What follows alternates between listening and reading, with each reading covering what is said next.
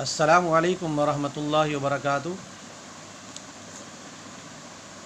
जब से ये रमज़ान की आमद का सिलसिला शुरू हुआ है, कई लोगों ने मुझसे ये मसला पूछा है और आज भी इत्तेफाक से किसी जानने वाली ख़ातून का एक मैसेज आया कि ये बताइए कि औरत अपने इमाम को लुक़मा तरावी में दे सकती है या नहीं दे सकती। क्योंकि तरावी का जो सिलसिला है, जिस तरह के आज के हालात हैं, ख़ास तौर पे उन दिनों में भी ज़्यादातर महारिम अपने घरों में अपनी ख़वातीन को नमाज तरावी और दूसरी नमाज़ें पढ़ा रहे हैं, तो ये मसला बड़ी शिद्दत से उठ रहा है कि औरतों को क्या लुक़मा देना जायज़ है या नाजायज़ है। तो यहाँ याद रखिए कि दो सूरतें हैं। एक है मजमा आम की सूरत, जहाँ गैर महरम मर्द भी नमाज में शामिल हों, और एक वो सूरत है कि औरत अपने महरम के साथ ही नमाज़ पढ़ रही है और घर में ना महरम कोई भी नहीं है, तो क्या ऐसी सूरत में लुक़मा दे सकती है, नहीं दे सकती।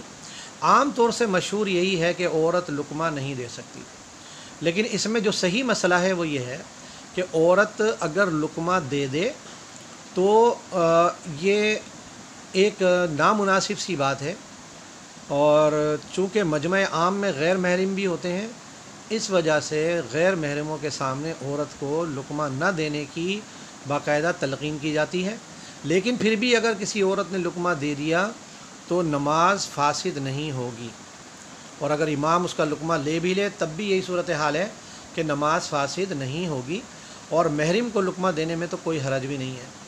अलबत्ता उलमा इकराम ने जो औरतों को मना किया है कि जहाँ गैर महरम मर्दों की मौजूदगी में वो लुक़मा दे, वो उसकी वजह यह है कि वो फितना है औरत की आवाज़, और फितना होने का मतलब ये होता है कि लोग उसकी आवाज़ सुनकर इस तरफ मुतवज्जे होंगे कि किसी औरत ने लुक़मा दिया है, और उनकी तवज्जो नमाज के बजाय औरत की आवाज़ की तरफ मुतवज्जे होगी, जो इंसान की फितरत है। इस वजह से मना किया जाता है।